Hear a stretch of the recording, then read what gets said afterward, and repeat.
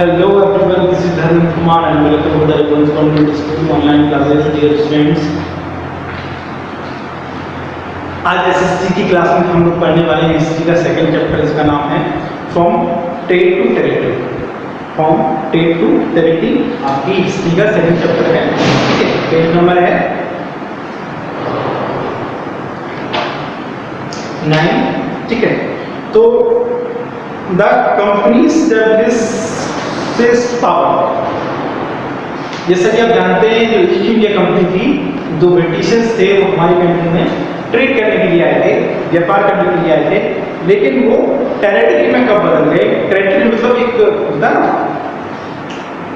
Territory मतलब एक क्षेत्र होता है, ठीक है, क्षेत्र और एरिया, ठीक है। तो उसमें वो कब बदल गई, वो कैसे हुआ, ये सब चीजें उसके बारे में हम इसमें डिस्कस करने वाले हैं, ठीक है। तो कुछ बहुत जबरदस्त डायग्राम्स इस चैप्टर में आपको मिलेंगे, जो कि शायद मुझे भी पहली बार देखने को मिले कभी, ठीक है। तो इसमें एक चैप्टर है, सॉरी अभी हमने थोड़ा सा रीड करते हैं, इसके बाद में सब ये डायग्राम बताऊंगा, इस डायग्राम की पूरी स्टोरी क्या है। Aurangzeb was the last of the powerful Mughal ruler. Aurangzeb था वो लास्ट पावरफुल मुगल रूलर था।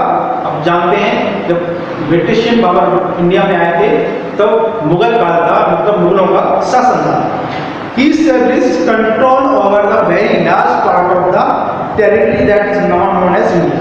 उसका जो राज्य था वो ऑलमोस्ट पूरे इंडिया पर था, जिसको हम भारत कहते हैं अभी, ठीक है। आफ्टर हिज डेथ इन 1707 में, उसकी डेथ हुई 1707 में। Many Mughal governors and big zamindars become arresting their authority and establishing regional kingdoms। तो उसकी डेथ के बाद क्या हुआ, जो छोटे छोटे जमींदार हुआ करते थे उस टाइम में, ठीक है, तो वो खुद क्या उन्होंने खुद का अपना एक राज्य बना लिया, वो खुद उसके राज्य बना लिया कि अब हमारे राज्य के हमें राजा है, ठीक है। As powerful regional kingdoms emerge in various parts of India, इस तरह के छोटे छोटे बहुत सारे पावरफुल रीजनल किंगडम्स बन के आए इंडिया में। Delhi could no longer function in the effective centre, ठीक है। अब दिल्ली का उतना ज़्यादा रोल इफेक्टिव रोल नहीं था उस टाइम पे।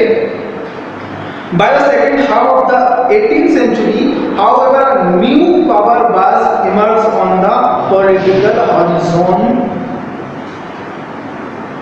the British। Did you know that the British originally come as a small trade company and were reluctant to acquire territory? How did they come to the master of vast empire in the part chapter you will see how this come about। मतलब ये कि वो छोटा सा व्यापार करने के लिए आए थे, तो छोटे से व्यापार से तो उतना बड़ा मतलब टेरिटरी उन्होंने कैसे बना लिया, तो उसके बारे में इस चैप्टर में डिस्कस करने वाले हैं। फिगर फर्स्ट देखिए, फिगर फर्स्ट में है बहादुर शाह जफर। बहादुर शाह जफर हमारे लास्ट मुगल बादशाह थे। And his sons being arrested by captain हॉटसन।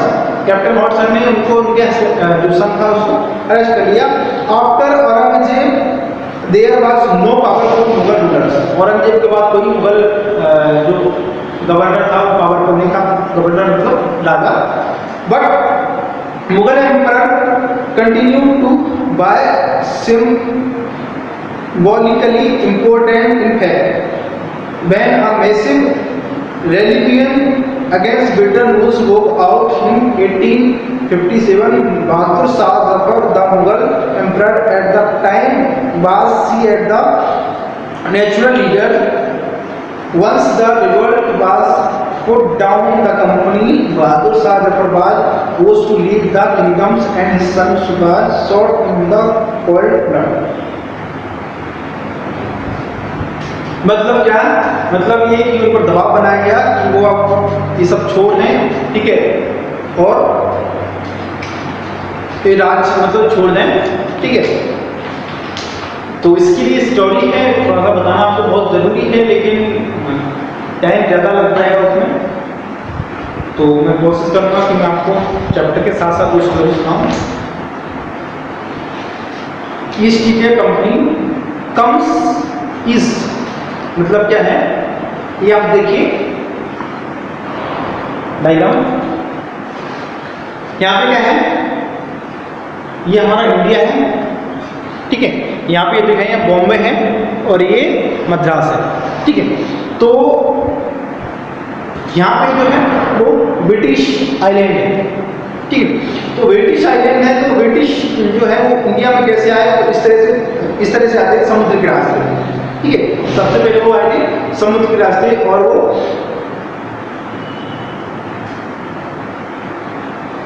Calcutta में सबसे पहले वो पहुंचे थे, ठीक है।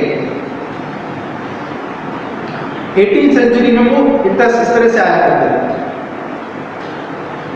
इन 16 सेंचुरी मतलब 16 सेंचुरी मतलब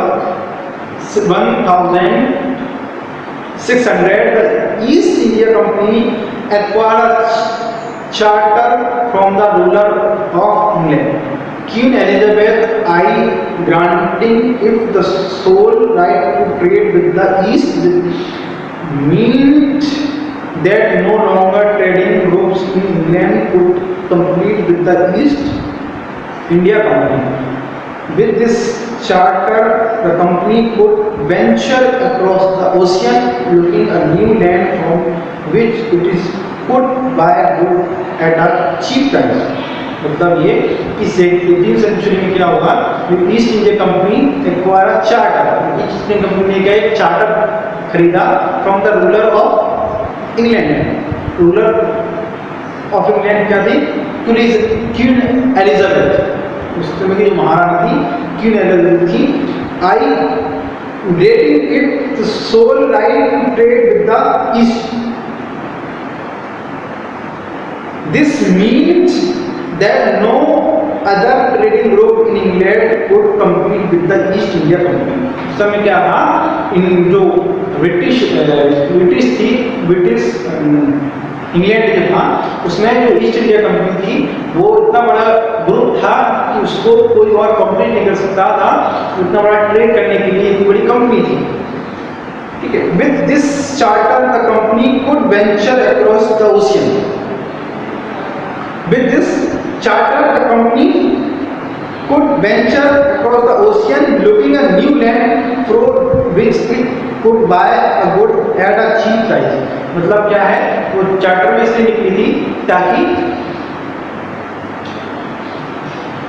मतलब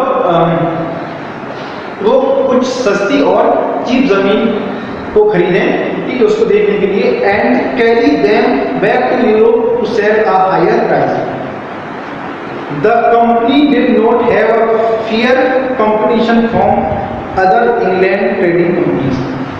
और वो सस्ती जमीन को खरीद कर उसको भारी दामों पर बेचें, उसलिए एलिजाबेथ आई थी।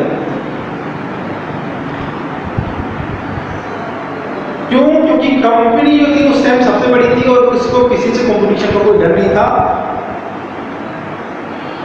Mercantile trading companies in those days made profit primarily by execution competition so that they could buy cheap and sell dear। मतलब वो सस्ता माल खरीदती थी और महंगे पर बेचती थी। The Royal Charter, however, could not prevent the European powers from entering the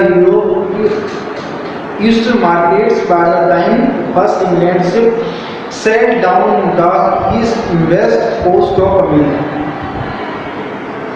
around the Cape of Good Hope, across the Indian Ocean, the Portuguese had already established their presence in the western coast of India. They had their base on the war। मतलब क्या है कि वो cap of good hop को cross करते हुए वो वहाँ पहुँचे, इंडिया पहुँचे, जहाँ पे क्या पुर्तगाली ऑलरेडी स्टैब्लिश कर चुके थे अपना बिजनेस, वहाँ पे वो प्रेजेंटेड थे। It was Vasco da Gama, a Portuguese explorer who had इसके बाद this sea route to India in 1498 में वास्को डी गामा ने भारत का जो समुद्री रास्ता है वो खोजा था। तो इस बात को आप नोट डाउन कर लीजिए, बहुत जरूरी बात है आपके लिए। कब खोजा था? 1489 में। Why the early 17th country the Dutch too were explore the possibilities in trade in the Indian Ocean from the French traders at the sense 17th century में the Dutch too were explore the possibilities of trade in the Indian Ocean। मतलब जो हमारा Indian ocean था, हमारा जो भारतीय समुद्र था, उसमें बहुत सारी जो डच लोग थे, ठीक है, उन्होंने बहुत सारी संभावनाएं खोजी कि यहाँ पे बहुत सारा काम किया जा सकता है। Soon the French later arrive the sea, और इस तरह क्या है, सी में फ्रेंच भी आ गया। ठीक है, यहाँ तक आज के लिए काफ़ी। हम इसे नेक्स्ट क्लास में और इससे कंटिन्यू करेंगे। ठीक है, so this is thank you for watching and